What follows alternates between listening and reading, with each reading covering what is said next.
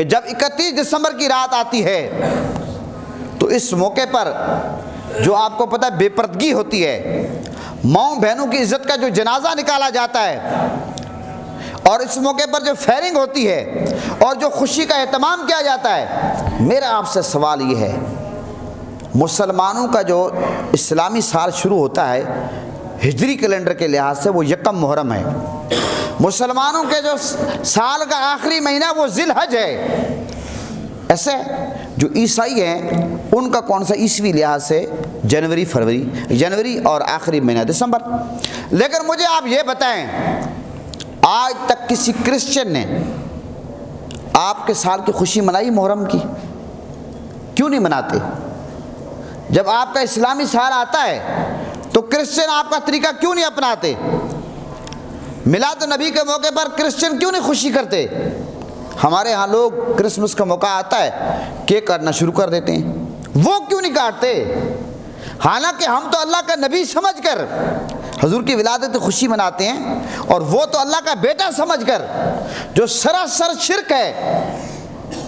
کرسچنوں کے نزدیک عیسیٰ علیہ السلام اللہ کا بیٹا ہے، لیکن ہمارے لوگ وہ سارا طریقہ اپنا رہے ہیں۔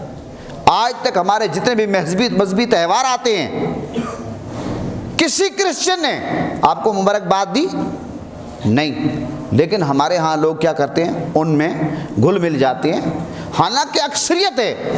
اس کا قطعی طور پر یہ مطلب نہیں ہے کہ میں کوئی اقلیتوں کا مخالف ہوں، اقلیتوں کو اسلام نے حقوق دیے ہیں، لیکن میں صرف یہ کہتا ہوں کہ مسلمانوں کو جو اسلامی تہذیب ہے، اسلامی کلچر ہے، اس کو مد نظر رکھنا چاہیے، اس کو اپنانا چاہیے۔ اب جناب عالی خوشی ہو رہی ہے کہ جناب نیا سال آ رہا ہے، کس بات کی خوشی کر رہے ہیں؟ آپ کی زندگی کا ایک سال کم ہو گیا، آپ خوشی کر رہے ہیں؟ دنیا کی کوئی فیکٹری ہو، کوئی مارکیٹ ہو، بزنس مین جتنے بھی لوگ ہوتے ہیں وہ کیا کرتے ہیں؟ وہ محاسبہ کرتے ہیں، وہ فیڈ بیک لیتے ہیں کہ جناب پچھلے سال ہم نے کتنا نقصان تو نہیں ہوا، اگر نقصان ہوا تو آنے والے سال ہم نے اس نقصان کی کمی پوری کرنی ہے۔ پچھلے اس سال گزشتہ سال میں جو ہم نے مارکیٹ میں ایک چیز لانچ کی ہے، لوگوں سے فیڈ بیک لیتے ہیں، لوگوں سے باقاعدہ تاثرات ریکارڈ کرواتے ہیں۔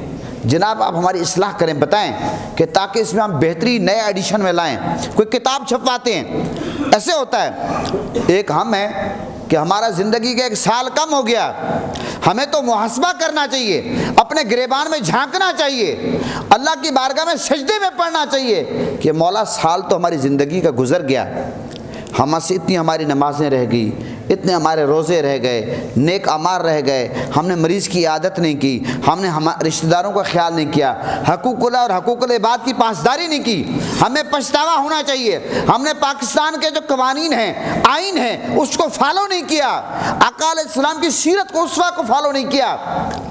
مولا ہم پریشان ہیں، ہمیں پچھتاوا ہے، ہمیں معافی عطا فرما۔ اپنا محاسبہ کرنا چاہیے، بجائے محاسبہ کرنے کے سینہ تان کر ہم بڑے بے شرم ہیں، سامنے آ جاتے ہیں، ماضی کا احتساب ہم نہیں کرتے۔ حالانکہ شریعت میں یہ حکم ہے، حضرت سیدنا عمر فاروق رضی اللہ عنہ کا یہ فرمان ہے کہ اس سے پہلے کہ تم سے بروز قیامت حساب لیا جائے کہ تم خود اپنا محاسبہ کرو، لیکن آج ہم اپنا محاسبہ کرنے کے لیے تیار نہیں ہیں۔ آپ کو پتہ ہے حدیث پاک میں آتا آقا علیہ السلام کا فرمان ہے، دو نعمتیں ایسی ہیں جن کے بارے میں بہت سے لوگ خسارے میں رہتے ہیں۔ دو نعمتیں وہ کون سی ہیں؟ ایک تندرستی، ایک فراغت۔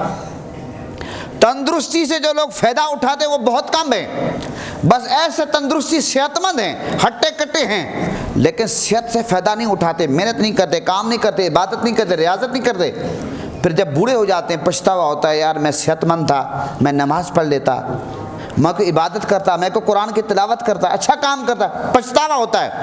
اسی طرح جب فراغت کا ٹائم ہوتا ہے اس وقت کو ضائع کر بیٹھتے ہیں، بعد میں پچھتاوا ہوتا ہے۔ اس لیے دو چیزیں ایسی ہیں کہ ہمیشہ آقا علیہ السلام کا یہ جو فرمان ہے میرے آقا کا کہ تندرستی اور فراغت، کہ اس کے معاملے میں لوگ خسارے میں ہیں، اور میرے آقا کا فرمان ہے کہ پانچ چیزوں سے پہلے غنیمت جانو۔ آپ کو پتہ ہے پانچ چیزوں سے پہلے غنیمت جانو، اور یہ پوری زندگی اگر آپ یہ پانچ چیزیں دماغ میں بٹھا لیں، میرے آقا کے اس فرمان کے مطابق زندگی گزاریں، آپ یقین جانیں آپ کو زندگی گزارنے کا سلیقہ آ جائے گا، اور وقت کی قدر آ جائے گی، نعمتوں کی قدر کا پتہ چلے گا، ایک سیکنڈ اپنی زندگی کا ضائع نہیں کریں گے۔ وہ 5 چیزیں کون سی ہیں؟ میرے آقا کے فرمانے کے 5 چیزوں کو 5 چیزوں سے پہلے غنیمت جانو۔ میرے آقا نے فرمایا کہ جوانی کو بڑھاپے سے پہلے، جوانی بہت بڑی غنیمت ہے، اس کو غنیمت جانو بڑھاپے سے پہلے۔ جو کام آپ جوانی میں کر سکتے وہ بڑھاپے میں آپ نہیں کر سکتے۔ ہمارے ہاں تو لوگوں نے اسٹامپ لکھا ہوا ہے کہ بھی ہم نے حج بھی کرنا ہے تو 70 سال کی عمر میں کرنا ہے، نمازیں بھی آخری عمر میں پڑھیں گے، ریٹائرمنٹ کے بعد جناب سفید ٹوپیاں پہن کر مسجدوں میں آ جائیں گے۔ یہ میں کسی پر تنقید نہیں کر رہا، یہ میں مطلقاً ہمارے ہاں جس طرح ہوتا ہے کہ بھئی 60 سال کرپشن کرو، چوری کرو، ڈکیتی کرو، لوگوں کا حق مارو، سب لوگ ایسے نہیں ہیں، یہ بھی یاد رکھیں۔ لیکن ہمارے ہاں جس طرح معاشرے میں معاملہ بنا ہوا ہے، جب ریٹائر ہو جاؤ فوراً مکہ مدینے پہنچ جاؤ، پھر جناب حج کرو، عمرے کرو، پھر جناب مسجد نبوی شریف میں اعتکاف میں بیٹھو۔ یہ ہمیں خیال رکھنا چاہیے، یہ ہم دھوکہ کس کو دے رہے ہیں؟ اگر دے رہے ہیں اپنے آپ کو دے رہے ہیں، اللہ رسول کو ہم دھوکہ نہیں دے سکتے۔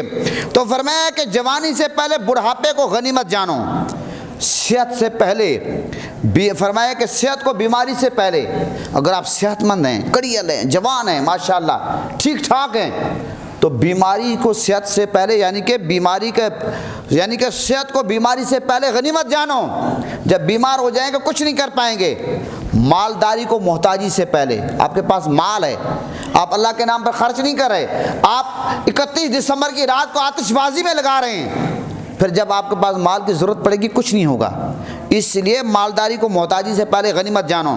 اور پھر فرمایا کہ فراغت کو مصروفیت سے پہلے، فارغ اوقات ان کو اپنا ایک ایک زندگی کا سیکنڈ جو اس کی قیمتی جانو، ضائع نہ کرو۔ پھر آپ بہت مصروف جب ہو جائیں گے آپ کہیں گے اب کاش کہ میں یہ کام اس وقت کر لیتا، میرے پاس کھلا ٹائم تھا، میں نے وہ وقت ضائع کر دیا۔ نہیں، غنیمت جانو۔ اور آخری بات فرمایا اپنی زندگی کو موت سے پہلے غنیمت جانو، زندگی کو موت سے پہلے غنیمت جانو۔ جب مر جائیں گے تو اس وقت بندہ کہے گا کاش کہ میں یہ کام کر لیتا، سوائے کاش کے کچھ پلے نہیں پڑے گا۔ لہٰذا خدا را ہمیں ان چیزوں کا خیال رکھنا چاہیے۔ ہم مسلمان ہیں، آقا علیہ السلام کے امتی ہیں، اور جس طرح شاعر کہتا ہے غافل تجھے گھڑیال یہ دیتا ہے منادی، گردوں نے گھڑی عمر کی اور ایک گھٹا دی، تیری عمر کی ایک اور گھڑی گھٹ گئی۔ یہ گھڑی کے ٹک ٹک تجھے بتا رہی کہ تیری گھڑی زندگی کا سیکنڈ کم ہو گیا، منٹ کم ہو گیا، گھنٹہ کم ہو گیا، لیکن تجھے احساس ہی نہیں ہے۔ اس لیے حضرت سیدنا حسن بصری رحمۃ اللہ علیہ فرماتے ہیں ابن آدم تو ایام ہی کا مجموعہ ہے، تو ایام ہی کا مجموعہ ہے، جب ایک دن گزر گیا تو سمجھ لے کہ تیرا ایک حصہ گزر گیا، ایک حصہ گزر گیا۔ اور اس لیے حضرت سیدنا عبداللہ بن مسعود فرماتے ہیں میں کسی چیز پر اتنا نادم نہیں ہوتا، شرمندہ نہیں ہوتا، جتنا نادم میں ایسے دن کے گزرنے پر ہوتا ہوں جو میری زندگی کا کم ہو گیا، اور اس میں میں نے اپنے اعمال میں اضافہ نہیں کر سکا۔ دن تو گزر گیا لیکن میں اپنے اعمال میں اضافہ نہیں کر سکا۔ لہٰذا 31 دسمبر کی رات منانے والوں، انہی لمحوں سے دن، ہفتے اور مہینے، سال بنتے ہیں۔ یہ جو لمحے ہیں انہی لمحوں سے دن، ہفتے، مہینے، سال بنتے ہیں۔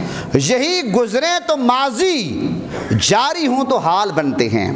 سبق ماضی سے لے کر گر سور جائے حال اپنا، سبق ماضی سے لے کر گر سور جائے حال اپنا، تو آنے والے لمحے روشن استقبال بنتے ہیں۔